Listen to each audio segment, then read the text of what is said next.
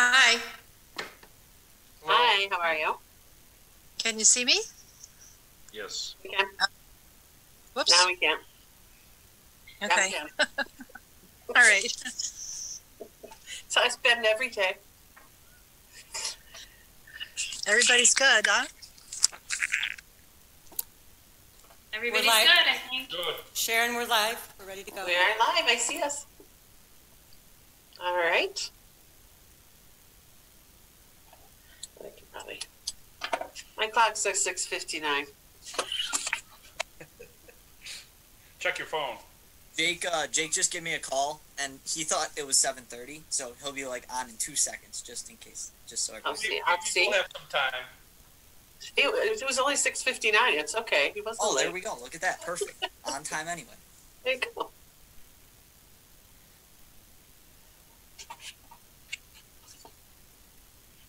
All right. I would like to call the meeting to order. And just as a reminder for everybody, we are using our new agenda format tonight that we voted on. And to start that, I am going to start with just a brief description reminder for everybody about our agenda and about how our board meeting is conducted. Welcome to all who've come to observe the meeting of the Iroquois Central School District's Board of Education. There are 2 periods of recognition of guests listed on the meeting agenda. The first is for comments regarding agenda items. The second is for topics not on the agenda. Speakers may offer comments related to school operations and programs, but the board members cannot hear personnel complaints against any individual associated with the school system. Please address these concerns to the appropriate administrator. If you wish to be recognized, please fill out the appropriate form and turn it into the district clerk. As per policy 1514, public participation at board meetings, public comment is limited to 15 minutes total unless the board suspends this limit. Each person is given up to 3 minutes in which to address the board. Additionally, no more than 3 people may speak on a single topic unless the board also waives this limitation. This is a meeting held in public rather than a public meeting, which means that we will not be engaging in dialogue with members of the community this evening. District personnel will follow up with you regarding your concerns. Rest assured, we are listening carefully and take seriously what you have to say. Please demonstrate respect by speaking to the issues, sharing ideas and opinions, but not engaging in personal attacks. The board appreciates your willingness to share your concerns and celebrations. Please also be advised that this meeting is being streamed live and the recording will be posted on the Iroquois website. And with that, I'm very excited to introduce, we have a guest with us tonight to lead us in the Pledge of Allegiance. Can I just remind everybody else, if you could mute your mics, and we will introduce Margaret Madison, who is a 4th grader from Alma Primary. So welcome, Margaret, and everybody stand and join her in the pledge, please.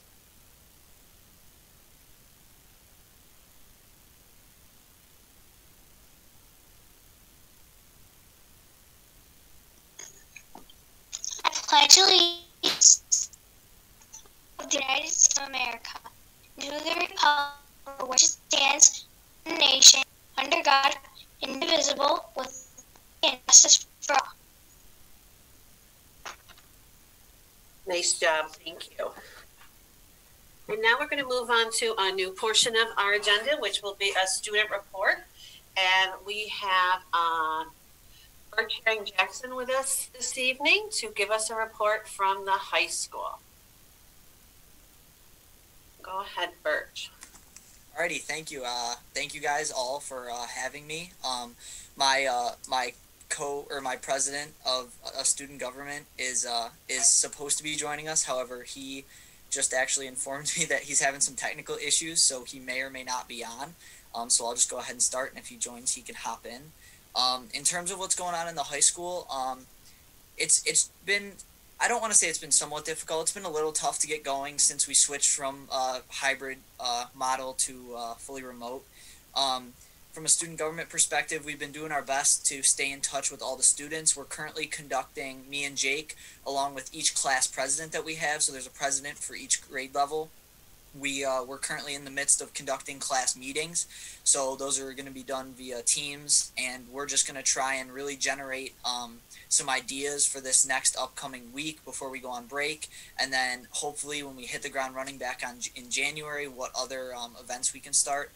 I know from a senior class perspective, we're going to be holding a senior stocking event, if you will. That's going to be on Friday, December 18th.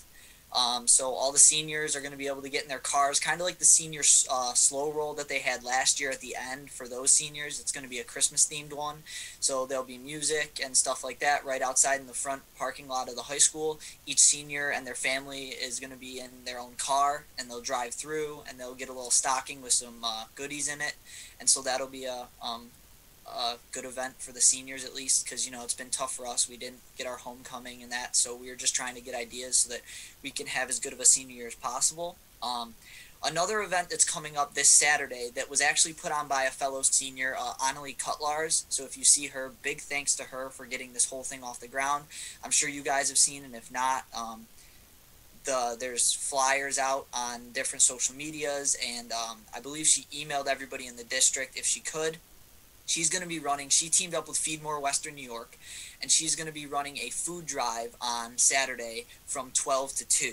So Feed More Western New York is going to bring one of their big donation trucks. They're going to park over at the Boys and Girls Club parking lot, and then anybody who wants to bring donations can drop them off. It's going to be 100% contactless, so also around the community, if you guys want to donate, so you guys can simply put donations outside in front of your driveways, like on your driveways in front of your steps, and there'll be groups of people coming around in their cars to pick up the donations, and then we'll be dropping them off, like I said, at the big truck that they have planted outside the Boys and Girls Club.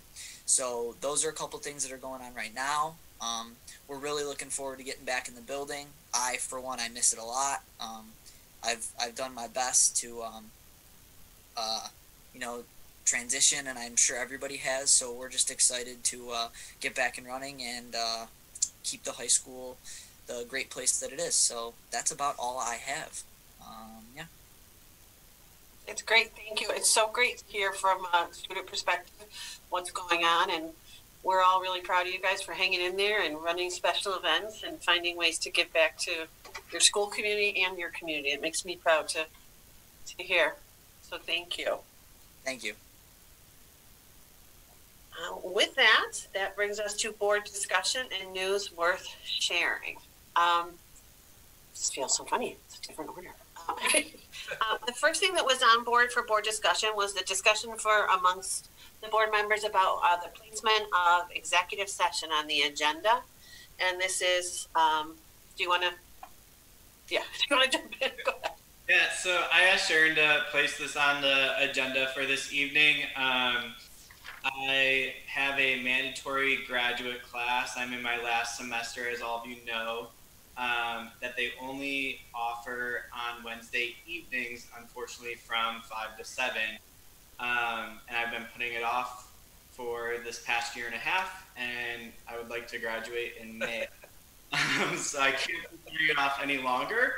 And so, like I said, the class is from 5 to 7, and I know we actually haven't had a lot of executive sessions recently, but if they occur, I know a lot of important discussions take place and would like to be present for those. So I was just asking, if possible, if we could just move the executive session to the end of the agenda, unless it was something that really was being voted on that needed to be discussed. But just wanted to put that out there for everyone, because I just felt it was important to still be involved in those discussions if possible. And just for a reference for newer board members, I don't know when it changed, but years ago, when I started back 2006, executive session was always at the end of the agenda. But then due to the late nights and later meetings, we moved it to the beginning so people would be more fresh for it. So it is something we have done in the past, for multiple years. I think some of the past superintendents, that's the only place they did have them for the boards when they were having them. And this would just be the January through April meetings. board members want to weigh in? Anybody have a concern with that? I don't have any problem with that. I don't have a problem with parts of it, okay? As long, all right, so when we go into executive session, sometimes we're talking about things that are relative to the agenda, and sometimes there are things that are just information that are executive information that don't require action that evening. There might be ongoing litigation, there might be, a personnel issue, but we're not acting on it. We're just being apprised of the situation. Okay? So those issues I can see waiting till the end. Okay? But if there's an issue that's relative to the executive session or to the agenda, okay, I wouldn't want to forego that executive session at the beginning. It would be different if we were, for example, Lackawanna has 2 meetings a week. They have a work session on like a Tuesday or a Monday, and then they have their board meeting on Thursday. So if you were to have an executive session at the end, okay, you're talking about things that would be happening on Thursday, and then you act on it. Okay, so you had that information. So that's my only concern, would be the information that we might need to act on something that's on the agenda. Otherwise, what's happening is, we might be pulling it off and, tabling it to later, and then, it just might have been like a real quick question that we needed an answer to. And on the other hand, I don't want to constantly be emailing. If I have a question, I will email Doug, but, sometimes that raises more questions, and we don't want to get into the practice of the board constantly, going, because Doug will share the answer, that a board member has with the rest of the board members, letting them know, okay, that an issue was brought up, okay, and being transparent, okay, but we don't want to get into that back and forth conversation either, so I don't want it to become a violation of open meetings law either. So that would be my only concern. I agree. I mean, I agree. We can't have something. And I think, Gunnar, we would just have to know that, like, Doug and I and Michelle in our planning meeting for the agenda, we would need to know, like, the topics of what was coming up, and we would need to make sure we were coordinating whether it was something agenda related. And there might be a time where we would have to let you know, Gunnar, that, we're going to have a 15-minute executive session before, because we need to discuss this agenda item. I think that might, but if we don't, we don't. Would that make sense to everybody? Yeah, and I'm completely all right and understand that. Okay. Yeah, I think that's a good workaround. It's good with me. It's okay with me too. Makes sense. All right. Good with me too. It's just temporary. It's just temporary. It's kind of what we all go with the flow now. It's our COVID world. Yeah. The other item on the agenda is our strategic planning. So we want to probably have a little update of where we are, where we're going. We have all the dates secured for our core team meetings set for the spring. We had, I believe, help me out, somebody. How many people were on that? We've had several people apply and express their interest. Like 22, I think. Yeah, 22. 20. And that is still open for people to, and we encourage people to apply. The deadline for applying to be a part of that core team, strategic planning, or express your interest in either the core team or one of the smaller focus groups, is Friday. So just a reminder to everybody that we will be taking people's interest until Friday, and then be able to look at, who we have, check we have nice balance, and move on from there. So that is exciting. The other thing that is going on is we have been looking at the survey questions. And we really need to make some decisions this month about what survey questions will be going out to community members, family members. It's a question of a larger survey, you get more data. Smaller survey seems more manageable, but then you are limited kind of in the data. So and I don't want to, I'm a little anxious about picking questions and picking ones that may have given us surprising data. So there's always that danger that in doing it that way. But this will be the survey that goes out to parents, students, faculty members, community members, to get our starting points for what our focus groups would be for our strategic planning. And we've been looking at those. Anybody else want to jump? Michelle, you want to jump in? Or no? Yeah, no, that's really concise. The only thing that I hope we'll consider is keeping, not like cutting off people from applying, because we are going to have a bunch of smaller committees. And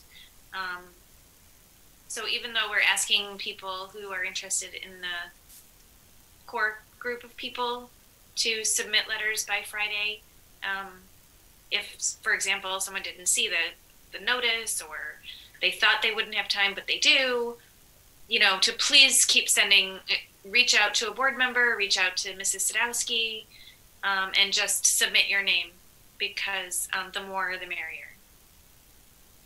This is a good opportunity to say, hi, Jacob. Thank you for coming. Hi, Jacob. We're sorry about your technical troubles. Hi, everyone. Sorry about that. You did a great job telling us everything that's going on at the high school. Oh, good to hear. We're excited to hear about it all, so thank you for joining us. But this is a good opportunity for you guys, too, because I know that high schoolers, you guys had the invitations to join the strategic planning, too. So taking that message back to everybody that applicant, we really want student voices on these committees and in these focus groups to really give us that well-rounded picture. So we're looking for more students to participate. So maybe you guys can share that message back for us. I would say reach out too to some of the younger ones, with the student council, because you have the representatives in 9th grade, and they might not be thinking of joining it, whereas a senior might.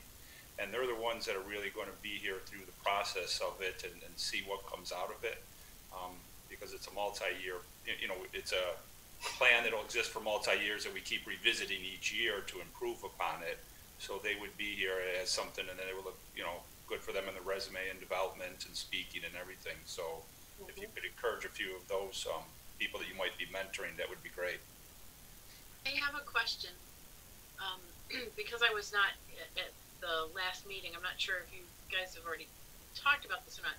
Are you planning are we gonna, as a board, select the questions? Is it the core team that selects the questions?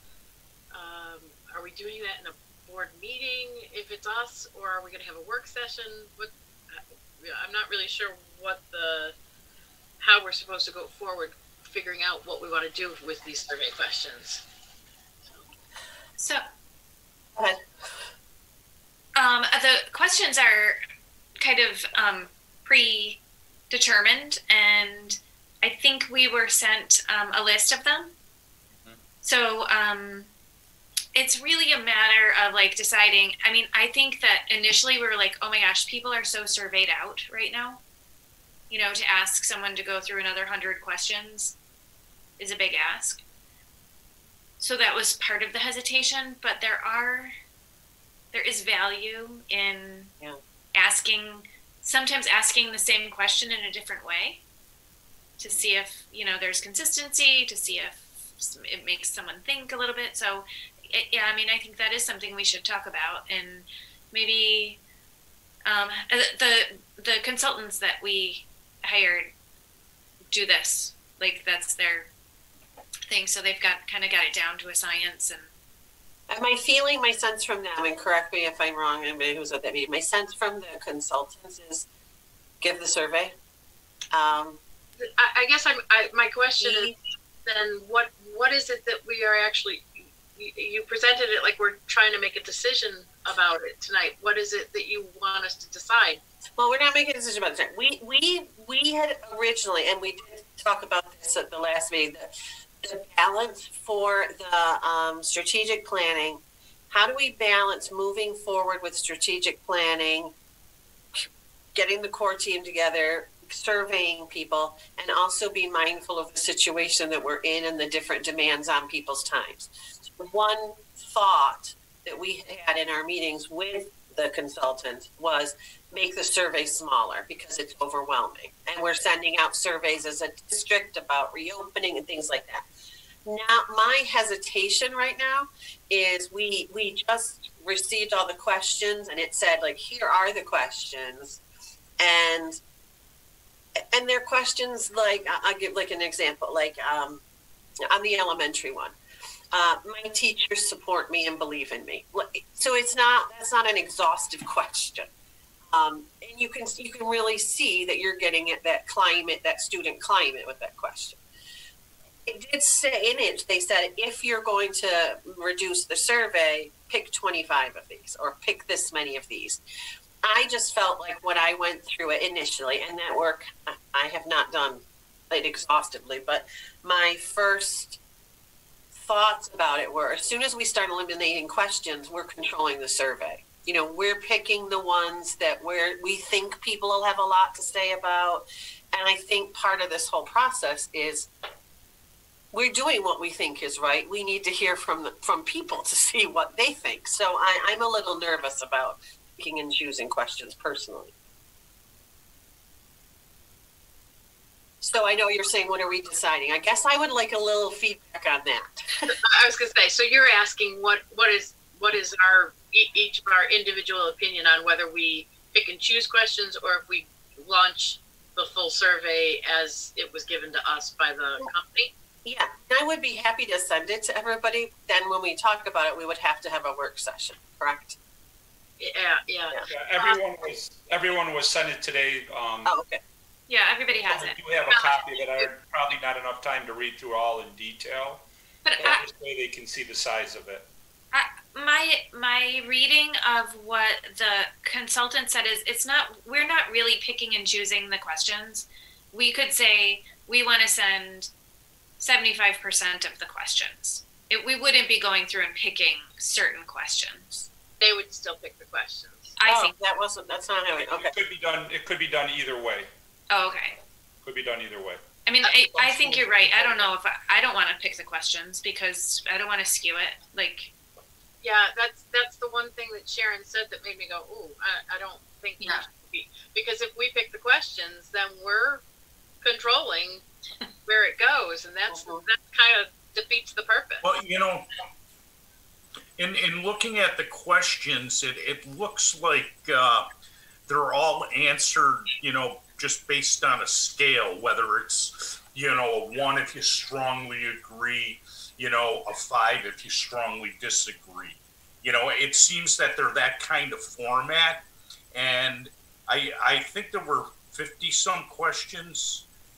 And I mean, those surveys are not overwhelmingly time consuming, you know, to, you know, it's not the type of survey where someone is going to be, you know, writing out a narrative. So I personally, and again, we just got it today, so I haven't been able to read through all of the questions, you know, and fully analyze it, but I think more is better. You know, let's, you know, I personally didn't see a need to eliminate any of the questions. I'm kind of thinking that I'd like to, as I'm previewing it, I'm thinking what I want to do is actually sit down and take it like I'm taking the survey and actually time myself, see how long it actually does take to, you know, so I know what I'm asking community, parents, you know, students, faculty, how much time commitment am I actually asking for, you know, it seems like. Oftentimes, what the reason why they have more questions is so they get a stable answer. So what they'll do is they'll ask the same question in multiple ways just to ensure that you're answering that question in a stable manner. So, you know, you're making a good point about taking out questions and why you wouldn't necessarily want to do that. All right, Joe, are you saying we're all unstable? No, I'm just kidding. Merry Christmas. Anyway. Sure, you're stable. We're checking your stability. Anyway, The only thing that I also have is when that survey goes out, okay, if it's, the directions say, when you are answering these questions, think about it in a pre-COVID days or, the answers could be totally different in COVID versus pre-COVID. And I don't know, whether we're looking for COVID or pre-COVID. Well, we would be looking for COVID and post-COVID, but we're not there yet. So we just kind of have to go with where we are, right? I was very concerned about that when we were talking about the survey because I said I wouldn't even know how to answer it. But when I looked at the questions, I think truthfully, like, if you're a fourth grader and you're answering whether your teacher cares about you, your teacher cares about you pre-COVID, your teacher cares about you through Zoom meetings, your teacher cares about you if you're hybrid. So I feel a little better after having read the questions more. That isn't going to be as much as an issue as I thought it was, but it is. I think it might be more challenging. I think that part of it might be hard for the faculty and staff because it's just my read of the questions. Do we have any idea when we would be sending out these surveys? I believe we agreed on January, so that it was after the holidays, send them out and get a more input. And that's when we're beginning meeting with the core team too, so that they'll be able to get that data, compile it for subsequent meetings of the core team. So it seemed to make sense. How about if we, if everybody takes a look at it, if you have concern, and then just send me any concerns that you have so that we can have that input for when we next meet with the consultants. So if anybody has a really strong thought after looking at it, just let me know what that is so that we can use that when we meet again and make a decision. If that sounds good to everybody. I don't know that we necessarily all need to, as long as we take everybody's input on it.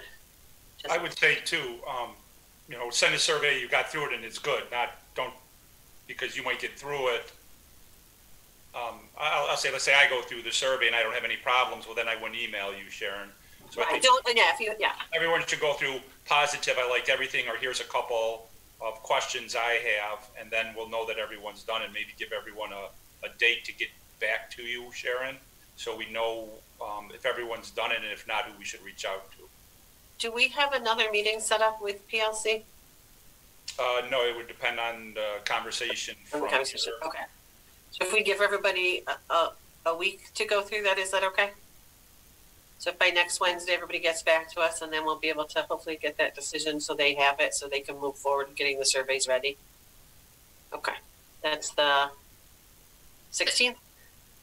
Quick question: when is the first meeting scheduled? In January? January 12th, if I remember right. Thank you. Okay, yeah.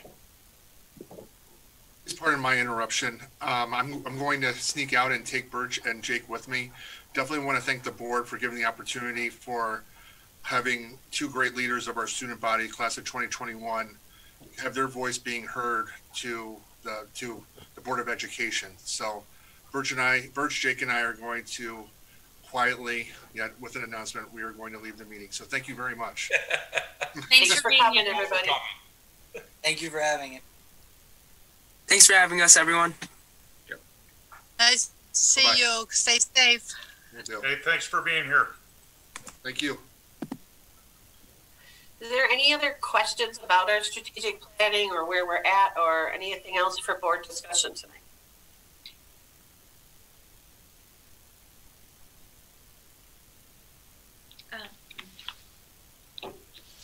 All right.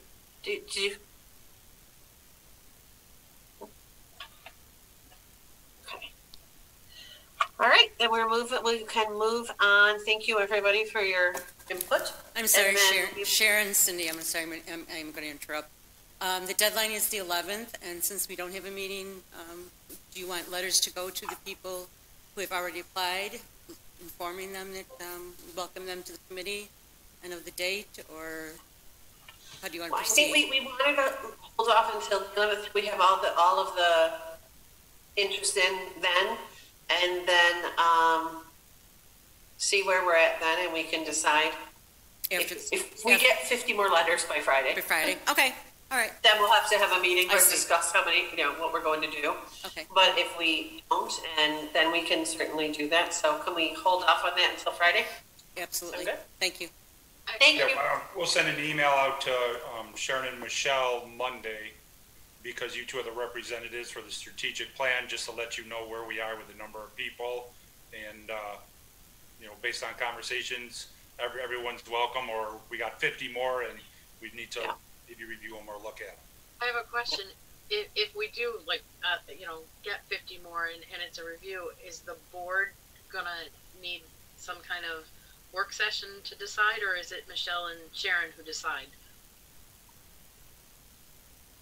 We had, well, we want to do it in a timely fashion. So, I mean, we can, if everybody on the board says they want to be a part of that, we can have a work session about it. But if not, what we did lay out were all the different groups. So we want faculty members, we want community members, we want,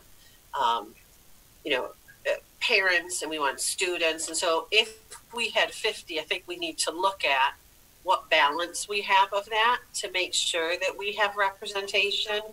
And we were trying to make sure that we had people representing like all different, I don't want to say interest groups, but all different areas that make our school, people who representing athletics and music and academic areas and community members.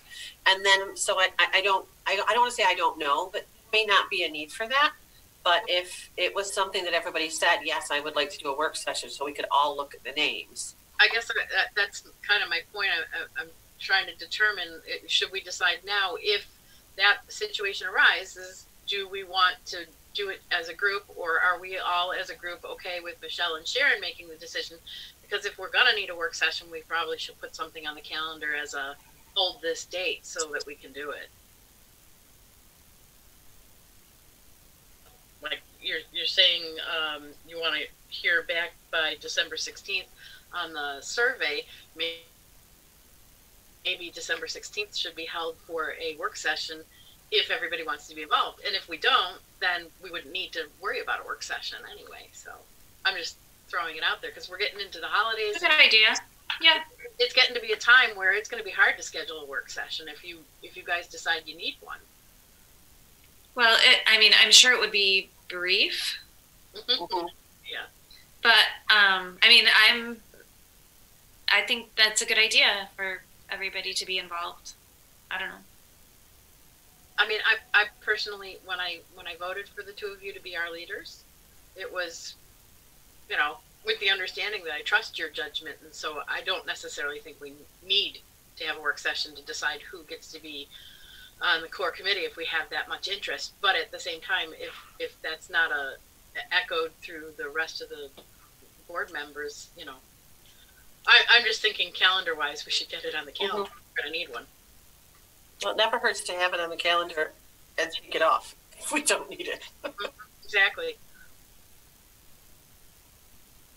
So what does everybody else think? Yeah, I agree. I think holding it on the calendar is beneficial. If we need it, then we can use it. If not, then we don't need it. But I think that's a good idea to have it just in case there needs to be discussion. Yeah, I think that's a good idea too. I agree. Would next Wednesday work? 6 o'clock? Works for me. I'd have to double check my calendar. I don't think I have anything. Of course, we're not having any holiday parties, so there's not much on my schedule. You can bake the cookies while you're on the meeting.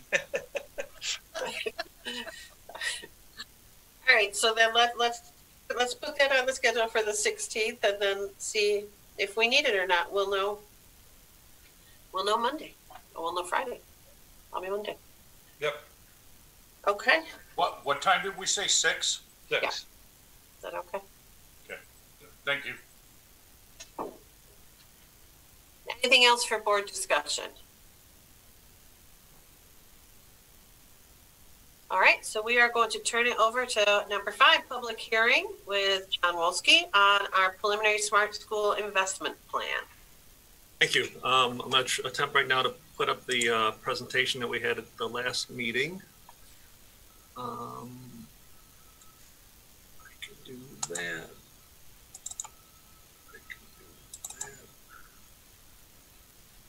And while he's doing that, really nothing has changed. I don't think we've gotten any feedback. John will go over that, probably in more detail. So it's really, we're just going to go through it quickly.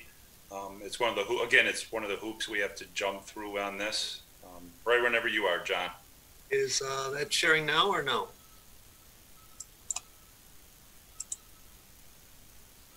No. Don't think so. No, not yet. Okay.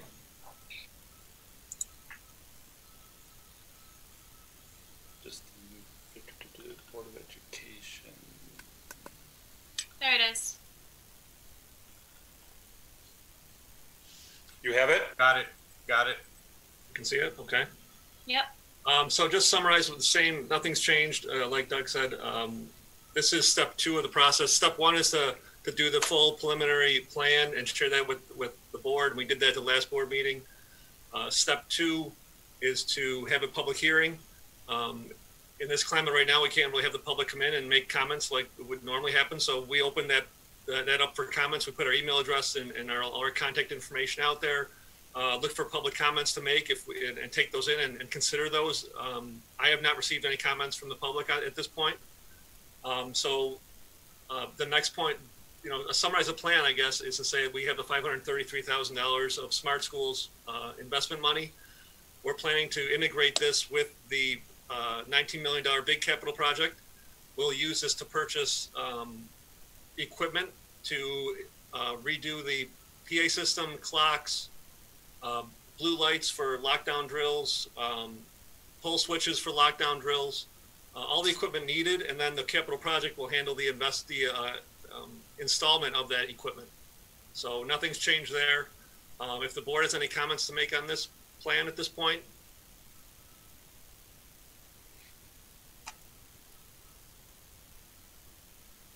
If not, we're good. At the next board meeting, we will call this the final plan. And at that point, we can submit it to New York State and look for them to approve it. So then there's a couple more steps after this. Smart Schools Investment Group has to approve this plan. And then New York State Department of Education has to then finalize and approve our capital project plan. All right, thank you. Thank you. And now we come to our superintendent's report. All right. It's so unusual, this new agenda. I'm used to being done and over, just listening to everyone at this point. So before I get started, just to let everyone know, because Ed Law 2D regulations is something new we're working through. And under the guidance of the Chief Data Protection, Security, and Compliance Officer of Erie 1 Western New York BOCES, we will need to block personal email addresses on school-issued devices. It would include faculty and staff, students, everyone. These are things like Google, Yahoo, Hotmail. And so their statement of why this is happening on school devices is that only school-sanctioned accounts should be utilized as they are monitored and secure. A personal account could be compromised without the user knowing. Any personal account could have made malicious content that could infect the district device and compromise the infrastructure. The district does not have a 2D compliant contract, and that's a big thing in the law right there, having a 2D compliant contract directly with Google or through Erie 1 BOCES to be in compliance with the Ed Law 2D Part 121 of the regulations as required, goes on and on a little bit. But that's where I just wanted the board to know, because I really think students, especially as they get into high school, need to be managing their affairs. These are things they use because of colleges and establishing their footprint. So as they develop connections, maybe through an internship, they can constantly be in contact, because they will eventually lose the Iroquois Iroquois email. But this is coming from the Chief Data Protection, Security, and Compliance Officer at Erie 1 Western New York BOCES. So hopefully we can, they can work and try to get some of these agreements in place. But I know that's difficult. I just wanted you to be aware in case someone in the public stops and asks you, why can't their child do X? And here's why. It's at Ed Law 2D. Any questions on that? I'm sorry, Doug, sorry. So just to be clear, when a student or a faculty member or a staff member or anybody, including board members probably? Yeah, with school device, yes. So sometimes we use our Chromebooks at board meetings, right? Yes. So we will only be allowed to access the iroquoiscsd.org email address. Okay. Yes. Yep. Yeah. And we're really looking to open that could up. be a mess. Yeah, and that's why I'm bringing it to your attention, because that really frustrates me. I feel like I'm back. Probably when Hunter was in school and we were talking about having Wikipedia or other devices open and tried to get those back with the YouTube videos. For me personally, it's really frustrating. I don't know, and I know Matt's there, I don't want to put him on the spot. I don't know if they could go to the internet and get to them, or if it's the download of the app. I don't know that piece. If Matt or Mary Jo know that piece, they could chime in.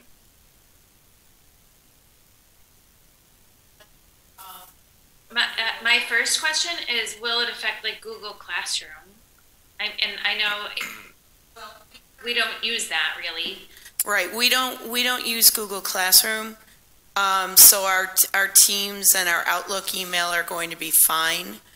What Matt is working on with Erie One is students who are applying to colleges or going for the seal of biliteracy, where they have to contact colleges. Matt is working with BOCES to continue to enable some way for the students to have contact with the colleges. And Matt, the question was, does a student have to use the app for Gmail, or could they just go online to bypass that using their computer? No, it's blocked through our filter.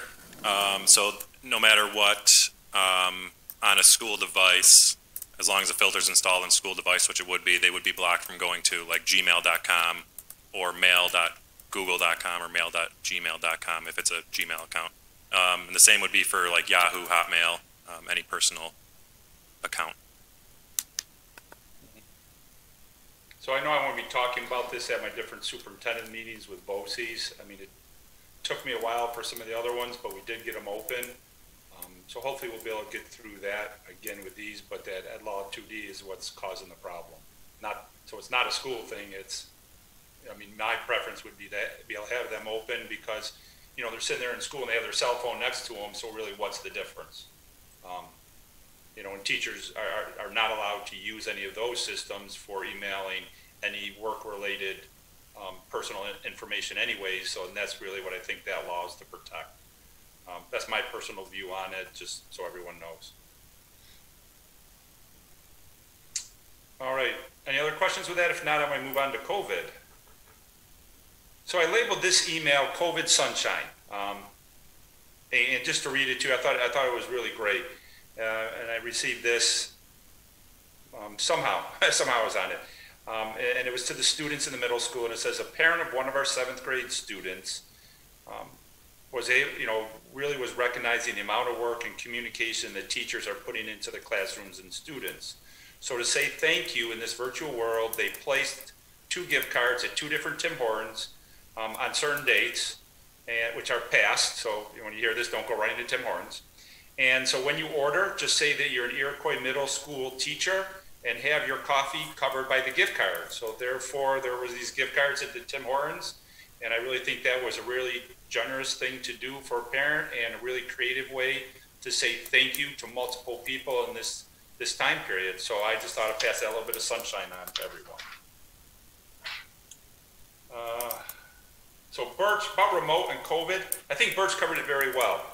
Frustrating switch is difficult, but the teachers, the students, and everyone, buckled down again with the change in instruction and, moved into it. Just to give an idea, since the and that's where they are with it.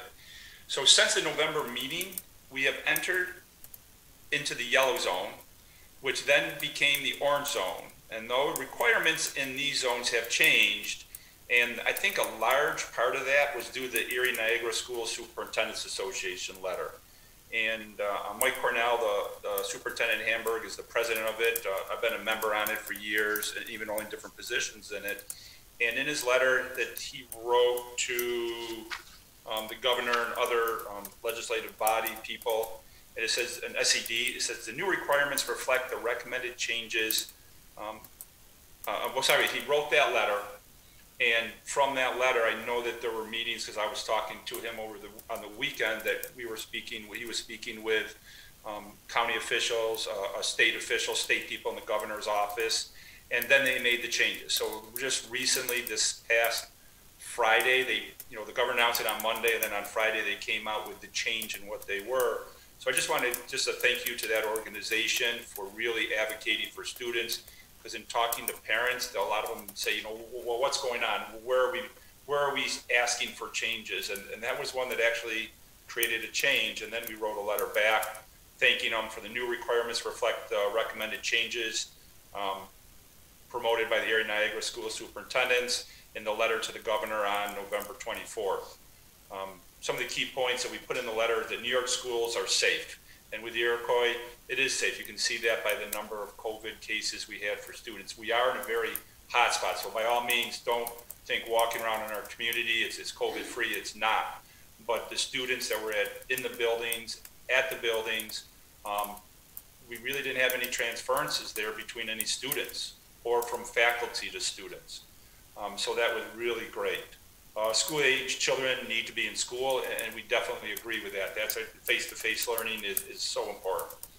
And the initial testing requirements were not sustainable for public schools. And so what it was a switch to, it used to be that in the yellow zone, you had to test 20% of the kids weekly, and then orange zone, you had to close school and test 100% before they came back, and then test so many every week. So what it is now is in the orange zone, a total of 20% of in-person students, faculty, and staff must be tested over a 1 month period. So that's basically 5 people a month, or sorry, 5 people a week. No, I got that wrong again. I'll do it one more time and get it right this time. 5% a week, and it's 5% because the buildings are different sizes. So in the, and I think I have it somewhere else, but off the top of my head, in the elementary buildings, that's about 3 people a day. In the high school, middle school, that's about 8 people a day. And when I say 8 people, it's 8 students, faculty, staff members, because it's a random selection. And so therefore, to me, that is very doable. It is so much different than what it was when it was 20% a week and you're looking at hundreds. I mean, just between Iroquois and another neighboring district, we would have been testing more people than all of the Department of Health in Erie County with the old way. So the new way, I think, is very doable and sustainable, so much better. Red zone, you'd be up to 30% of the people for a month. In either zone, now here's the part that does frustrate me a little bit. In either zone, if random sampling generates 9 or more positive cases in any school, the school will be required to return to remote instruction. I don't know, lots of questions, well, for how long? I haven't got that clarification yet, whether it's 4 days or a week or 2 weeks or what it is. And why the 9 frustrates me is if you were to take the high school, say 800 students, well, let's say 900 students, and you have 9 people, that's like 1%. You go to Elma, 300 students, 9 people, it's a whole different percentage. So I don't see how that's equitable, but that's what's out there right now, 9 students in a building. And we also must be very aware that the way that it reads right now and is being interpreted, it's 9 people of these random samples. So if we have 8 people and then 5 people were informed had COVID and never came to school because they had a sign or symptom and stayed home, those other people are not part of the random sample and would not put us over the 9 limit. It's the 9 in the random samples that we are taking. I find that another unique nuance, but right now, and it could change, interpretations could change. I have heard that the Erie County Department of Health might be changing some of the other stuff that's out there, so other people might be asking that question too and changing that. So for what it's worth. But we're grateful for the governor and New York State Department of Health for being responsive to the voice of this group of superintendents and for really the parents too, because I think parents had a lot to do with it too, of them speaking out, asking questions. for the change, and that change I think will definitely help in our sustainability for when we come back in session. Are there any questions about the percentages before I go on with COVID? Okay. So Iroquois is still following its proactive plan to reopen January 4th. And so what's going to happen between now and then is for hybrid and remote learning, this week there's going to be a meeting with teachers for feedback for both. And based on the feedback, we could be doing surveys or notifying parents based on any possible thing we might be looking to change, improve, modify, just to get some feedback on that. Depends on what it is. And then for testing, where we are with testing, if we have our LSL, which is the site license to give the test, and we now have access to eClairs, which is the reporting system. So these are things that all training has to go into place for the eClairs. And we just received part of our test kits that we requested. We requested about 4,000 and we received 400. But with the new percentages, that we're still in good shape for start, coming back January 4th. We'll be training the nurses on the 11th and then working with the nurses to make sure all the safety procedures, that they're comfortable. The doctor, our school doctor will be there to answer any questions, and we'll be having the plan so everything's safe. We're really discussing when a student should be tested. We are going to support parents coming in if they feel they want to be there with their child for this testing. And with the Buy Next Now, I could understand, maybe with the younger children coming in first and then seeing they're comfortable with it. I think some of the great news about this, though, is with the lower percentages and just a few people per day that have to be done, that by us all working together, it won't be any huge burden where you're getting tested every week. You might get tested in this month and then not for the next month, but maybe the month after there. So the more people that are volunteering and going to be tested and the parents sign off on the permission slips, that would be great. So this is where we need, speaking out to the community, this is where we need you. So elementary, is about 4 a day, I said 3 earlier, and secondary is about 9 a day. And there'll be staff involved in this. So if you think, 2 students a day and 2 staff members, that it'll take a while to get through a lot of people. And if everyone steps up and volunteers, it will spread over hundreds of individuals. And I think just, keep that in mind. Go to our website, because there's a video of someone actually doing it, and you can see what it's like. There's other information out there. And so we're going to send out these permission slips, and it'll be available for parents to be present. And this is very doable, like I said, together. If we all work together, and why I really want to work together and do this is the goal we have as a district is when we open on January 4th is to stay open. That is the goal, because if we make smart choices, if you make smart choices at home, smart choices during the holidays, that we will be able to stay open.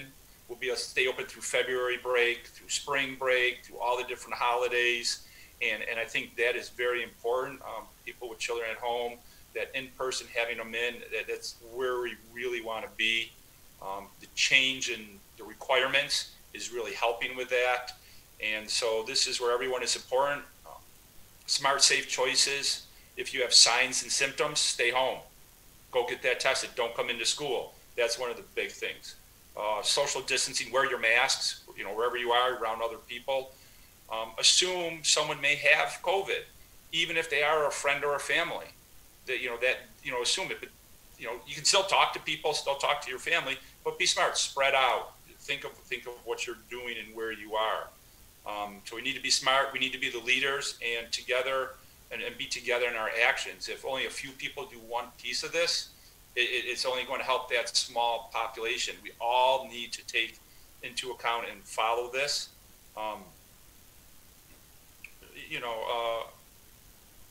Trying to think, I think I might have something else here. Nope, that's it. Just looking at my notes. So does anyone have anything else they want to add about this, or comment, or any questions? Doug, are school districts all applying for tests from the state, and then are they provided, or are districts purchasing tests? How is distribution working? So And maybe Mary Jo could help a little bit more on the distribution, but what you get is a number, an LSL number, and an ordering number that you as a school can order into the state and get them. And that's if you have your own LSL license. What we have an application in for one that's still under review, but what had happened is Erie County has allowed us to partner with them. So by being on their license, we were able to move forward faster and get the licensing. I know there's still a couple districts out there that are still awaiting for their licensing numbers to come in so they can order their test. There's other districts that have already been approved, because once you get in the queue, you have to wait your turn to get approved. I think Mary Jo told me it takes about 7 days to get that done, 7 to 10 days, depending on how many other individuals are in there. And we ordered the tests. They came into, I think, Mary Jo, is that Erie County, and then you picked them up?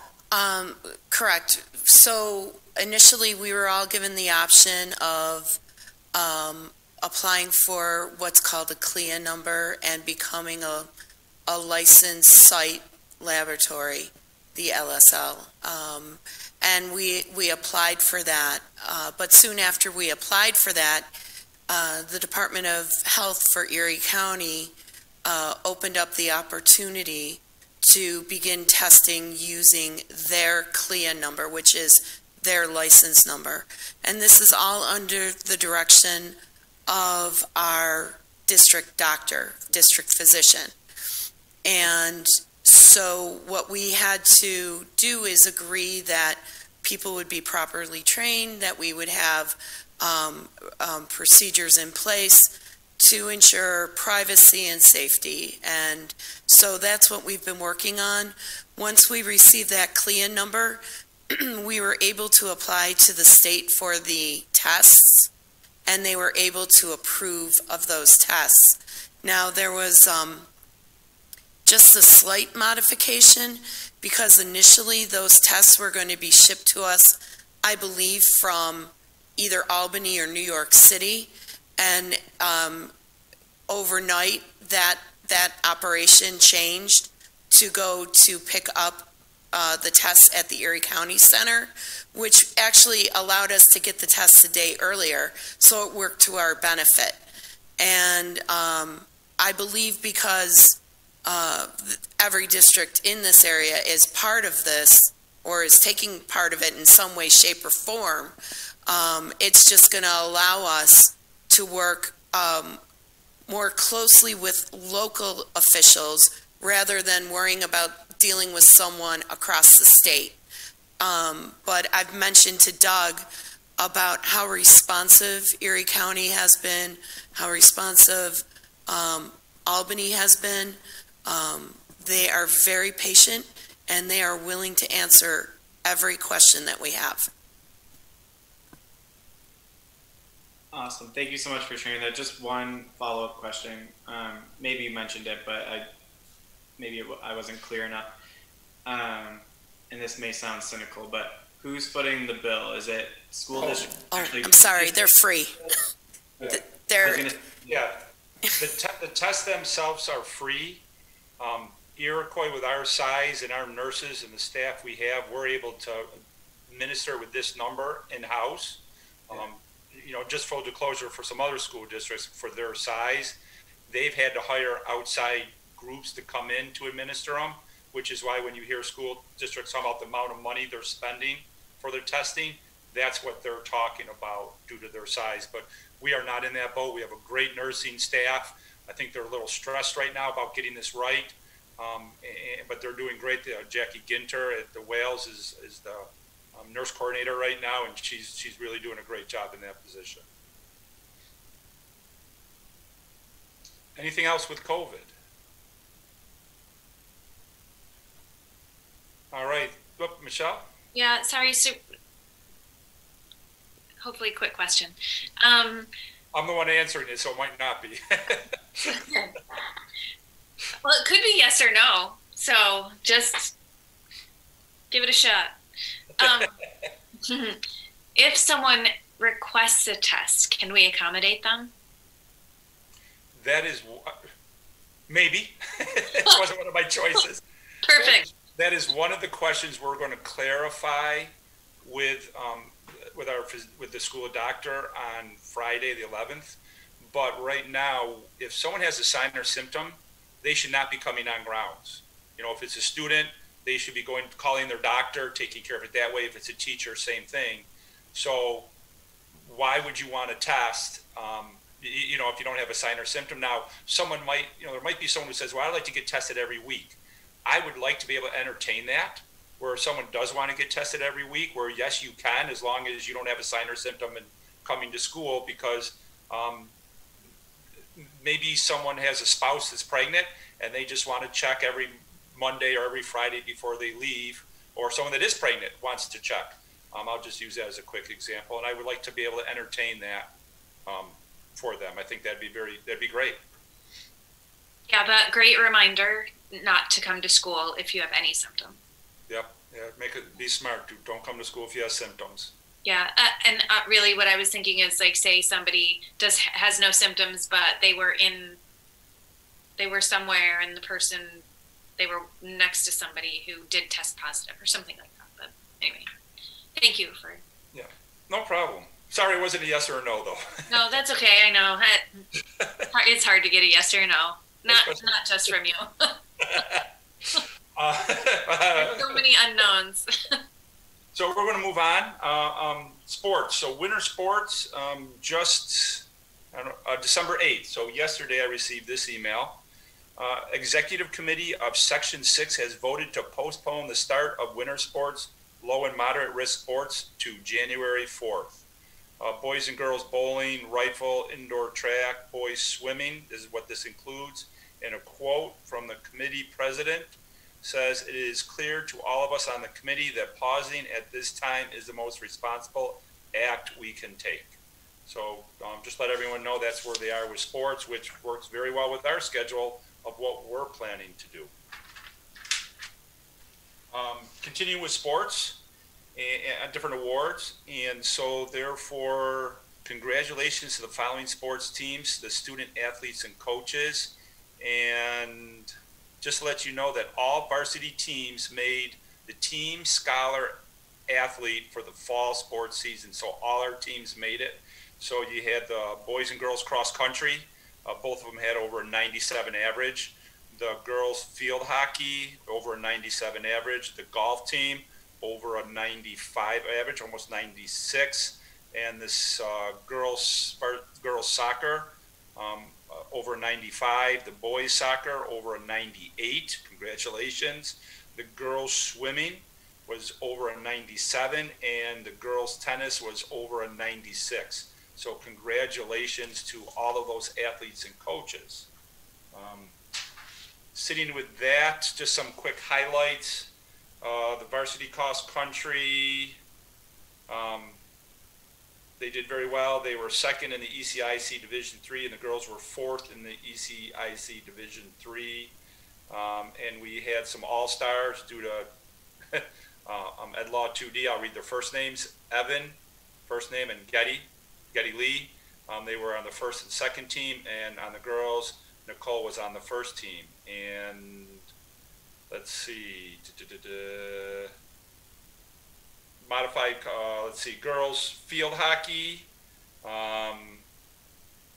In the ECIC sectionals, they were in there with one loss. The first ECIC Division III. First team was Grace, Hannah, Julia, Ashley, and on the second team, these like all-star teams, was Cameron, Samantha. So congratulations to them. The golf, they had a really good season, 7 wins, 3 losses. And for the EC qualifiers were Jesse, Lima, if I pronounced that right, Dylan, and there are 2 Dylans. And let's see, moving on to the next page, a lot of athletes. The soccer, they made it to sectionals too. The standing in Division III was 3rd place, and first team people were Aiden and Thomas, and on second team were Matteo, Jacob, Owen, Michael, Ricky, Ben, and let's see, girls varsity soccer.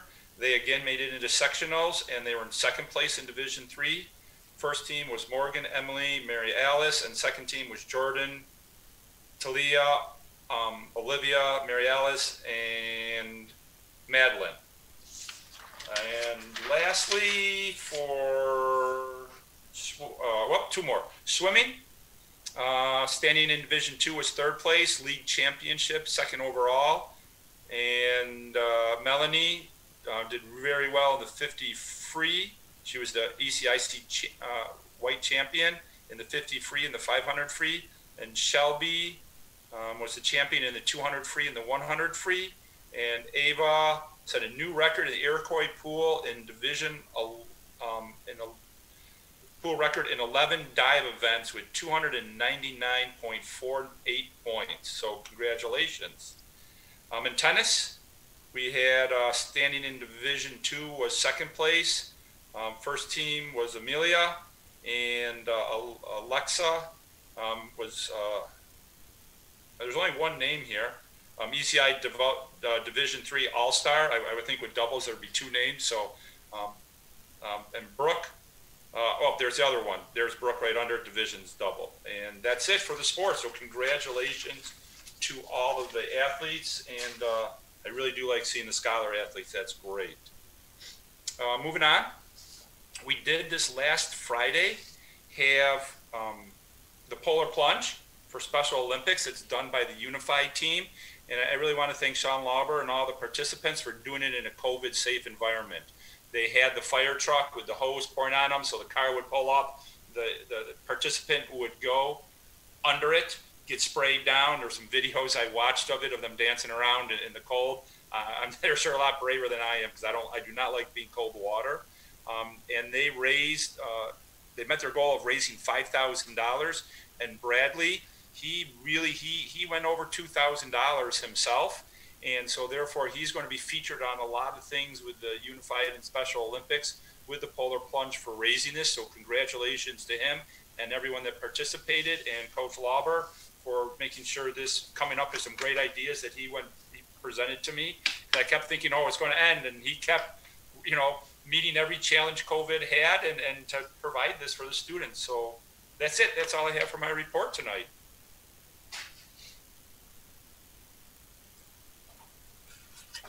Thank you. And I'm sure when we're talking about COVID, to monitor like what happens with the post-Thanksgiving, post-holiday numbers will be part of sort of the updates that you give to people every week. Yeah, and I can actually give a little bit of that now. I've been tracking it in December. So the first, I'll say December 3rd, off the top of my head, we had about, sorry to go again, but we had about... I asked a question. Yes, it wasn't really a question, but I want to jump in there anyways, because I find it neat data. I'll be quick, try to be. And so in November, before Thanksgiving, we were averaging about 5 people getting COVID a day in Iroquois. First 3 days, it was 10. Around the 6th, it was 15 people per day. And just recently at the 9th, with today, it dropped back down to 10. So I'm hopeful that we have hit our spike. People have learned different behaviors for Christmas. So here's my shameless plug again. For Christmas, please be smart. And so we're back on January 4th, being smart. So thank you. Sorry. Hit mute, Matt, so I don't talk. All right. I lost my place. Okay.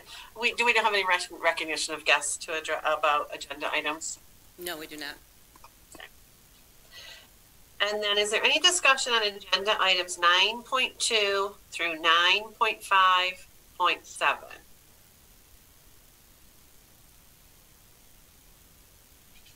Yes, I had one quick question. Okay. So we always approve all the books that are being discarded, but we never get a list of new books that we're getting. Okay, and I know we don't have to approve them. It just might be nice to know what we are getting new. Mary Jo, could you talk to the librarians about that? Like maybe when they do their orders, that they produce a list and we can just pass that on in a Friday memo or something to the board? Absolutely. It just seems like, yeah, we're never going to have any more books in the library because we just discard them, but we never get new ones. Maybe once a year, I should say a total of how many more books were on the plus side of at the end of the year. I have a question.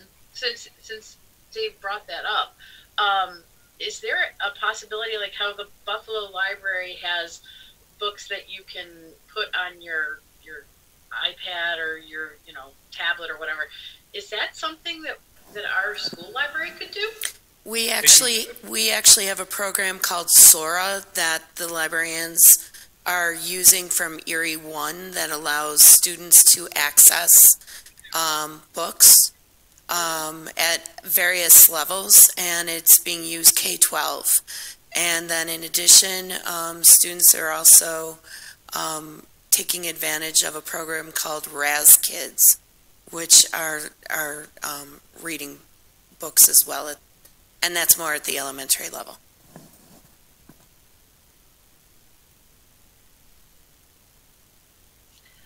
All right, then moving on to the consensus agenda, item 9.1. A, is there any request to withdraw specific items from the agenda?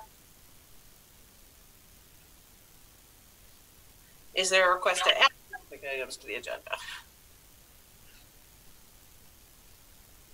And I request a motion to approve consensus agenda items 9.2 through 9.5.7. So moved, Dave. So moved, Louise. Second, Dave. All those in favor? Aye. Opposed? And now we move on to item 10.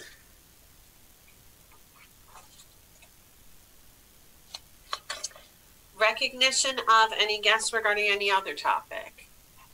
No. And executive session, do we need an executive session? Nope.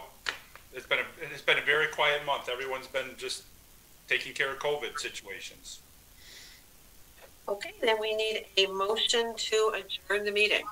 So moved, Jane. So moved. Second, Louise. All those in favor?